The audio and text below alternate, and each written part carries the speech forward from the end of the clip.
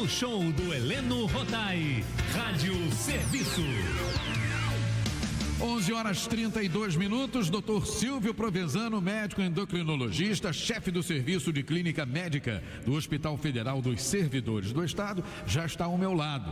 Hoje, para a gente atender o pedido da nossa ouvinte Marta Oliveira, que mora em Vigário Geral e foi diagnosticada com hipertensão arterial. Esse é o nosso tema de hoje. Bom dia, bom domingo, doutor Silvio. Bom domingo, Helena. Aquele beijo para a família Tupi, agradecendo a Marta, lá de Vigário Geral, a oportunidade de falar de um assunto que eu tenho absoluta certeza diz respeito a boa parte da nossa audiência nesse domingo. Sem dúvida. E por quê, Helena? Porque a hipertensão, de acordo com dados obtidos no próprio Ministério da Saúde, afeta aproximadamente 32,5% da população brasileira. É um número muito alto. E esse número vem crescendo, por uma série de razões. Então, explicar para a família Tupi o que é a hipertensão arterial, quais são os fatores de risco, quais são os sintomas, se é que eles existem, quais são as complicações. Exatamente isso que eu ia dizer, né? Na maioria dos casos, não tem sintoma nenhum. A pessoa chega, a pressão está lá em cima, ela nem se liga, né? A gente costuma brincar que a hipertensão é o assassino silencioso. Porque é um dos principais, depois dos 40 anos, a principal causa de morte no mundo inteiro, não é privilégio nosso, brasileiro, no mundo inteiro, são as doenças cardiovasculares. O infarto agudo do miocárdio, o acidente vascular cerebral, tanto o isquêmico quanto o hemorrágico, a doença arterial periférica que leva muitas vezes à gangrena, e a hipertensão arterial, ela está envolvida com tudo isso. Ah, mas eu posso morrer de hipertensão? Não. Você pode sim, sendo hipertenso, começar a desenvolver uma série de alterações nos chamados órgãos-alvo. Quais são? O próprio coração. Porque se eu obrigo o meu coração, que é um músculo furado, que recebe sangue e que joga sangue para todo o corpo, se eu o obrigo a trabalhar num regime de força maior do que aquele que ele deveria fazer, é o garotão saradão. Ele cresce o músculo dele. E existe uma lei física chamada lei de Starling. Olha só, é programa de saúde falando de física. À medida que esse músculo aumenta, curiosamente, ele começa a perder força. E aí eu desenvolvo uma condição que em breve a gente vai voltar a falar com a família Tupi, que é a insuficiência cardíaca. Então a insuficiência cardíaca é muitas vezes uma consequência da hipertensão arterial, mas não é só isso. Eu posso ter o infarto agudo do miocárdio, a doença arterial coronariana associada à hipertensão. Mas não é só isso, eu tenho problema renal. O doutor Edson, da creatinina, deve estar, não vai falar do rim, claro, Edson, vou falar assim. A hipertensão é um fator de risco importante para a doença renal crônica. E os custos da doença renal crônica, meu querido Edson sabe disso melhor do que ninguém, são elevadíssimos. Fazer diálise, transplante, e a hipertensão pode ser o fator que levou a isso. Mas não é só isso. O cérebro, acabei de falar do derrame cerebral. É uma complicação no sistema nervoso central diretamente associado à hipertensão. Mas não é só isso. Os olhos, olha só quanta coisa pode vir a ser prejudicada de forma grave numa hipertensão que, como o Heleno já antecipou, na maioria das pessoas, ela ocorre silenciosamente. Não dá sintoma. Ah, doutor Silva, aquela dor na nuca, na nanina, não. Você pode estar com uma pressão de, vamos lá, 14/9. Mas não é boa, normal essa pressão? Não. Pressão normal, no máximo, estourando 138 a máxima, que é a pressão sistólica, que é a pressão com que o sangue sai do coração, do ventrículo esquerdo para a aorta. E a pressão diastólica, que é a pressão mínima, no máximo 88, que é a pressão com que o sangue chega aos vasos periféricos. 13/8. 13/8.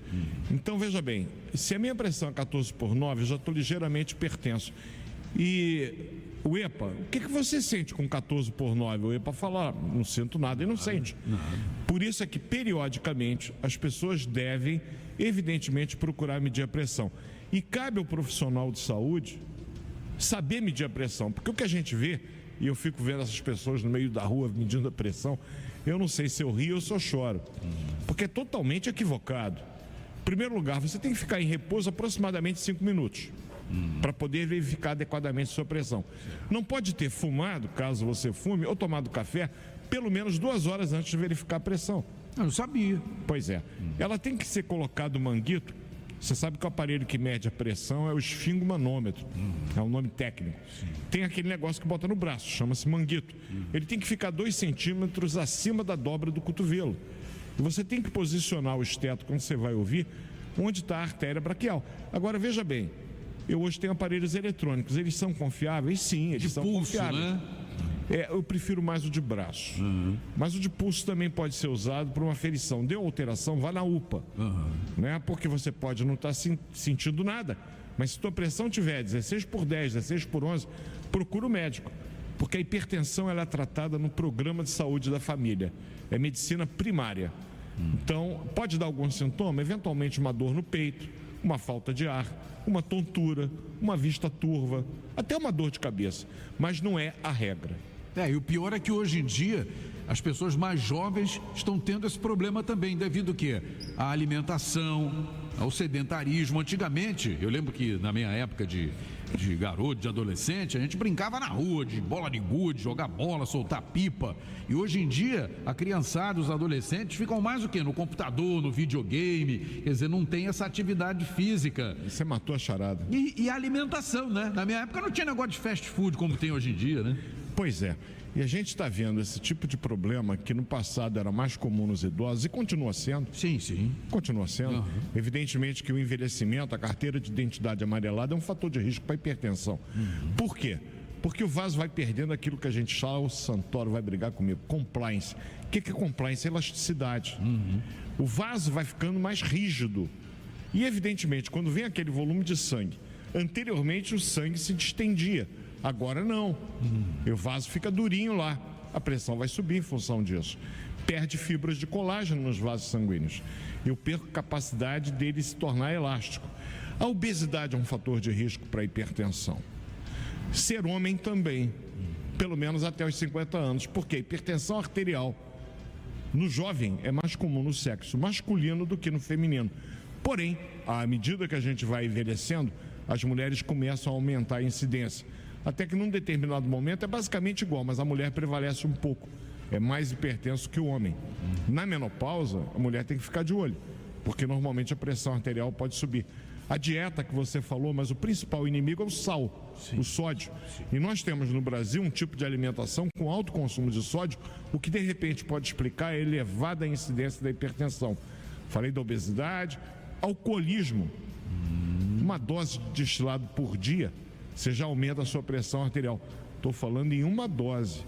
Estou falando em 2 latinhas de cerveja. Já aumenta a sua pressão arterial. Falei do sódio da dieta, falei do álcool, falei do cigarro. Sedentarismo aumenta a pressão arterial. E um fator que a gente não pode esquecer, né? Genética. Por quê? Porque existe um dado familiar. Se você tem o seu pai ou sua mãe que são hipertensos, fica de olho.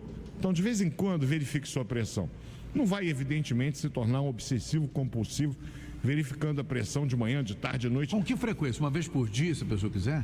Você pode até verificar uma vez por dia. Eu, por exemplo, trabalho no consultório, trabalho no hospital todos os dias.